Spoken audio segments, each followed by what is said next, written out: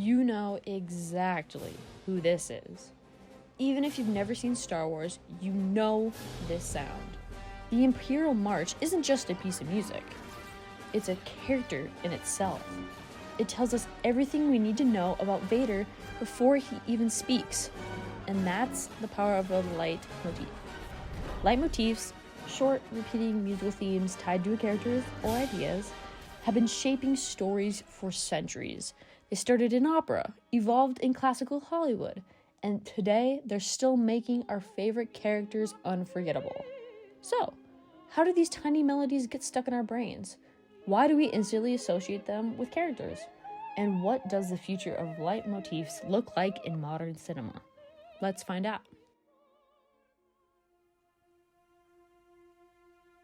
The idea of using a signature theme for a character dates back to the 19th century, when composer Richard Wagner pioneered the use of leitmotifs in opera.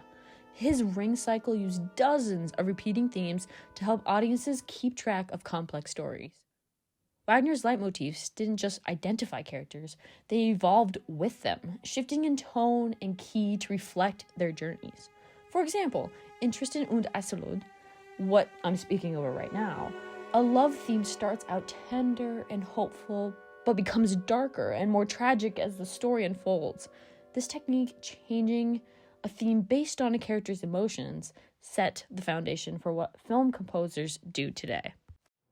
When film came along, composers realized leitmotifs could do the same job, guiding the audience's emotions without needing dialogue. Max Steiner's King Kong score used a pounding, aggressive motif to make Kong feel larger than life. And then there's Gone with the Wind's Tara's theme. It's not just music, it's the sound of nostalgia, of a home Scarlett longs for but can never truly return to. As Claudia Gorman explains, leitmotifs in film act as unheard melodies, shaping audiences' emotions even when they don't realize it.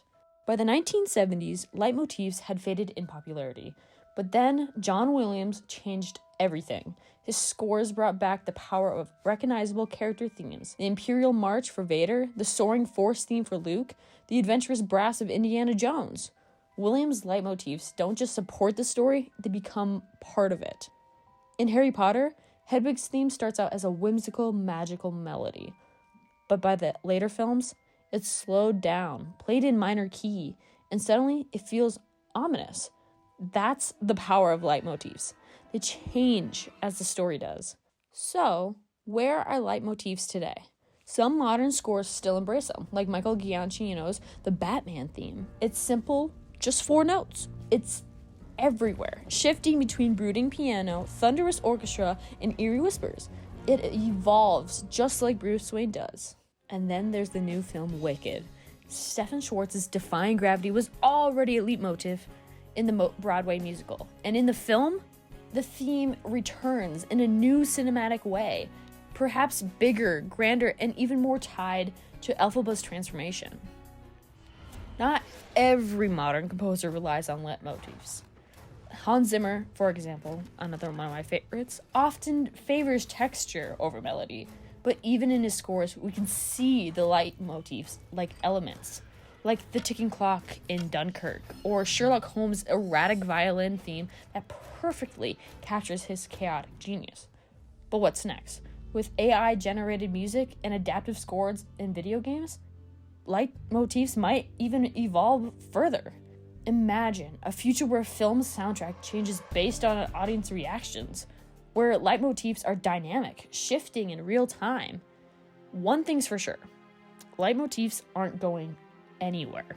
Whether it's Vader's march or Batman's brooding 4 notes, these musical signatures are what make characters stick. In the end, leitmotifs are more than just melodies.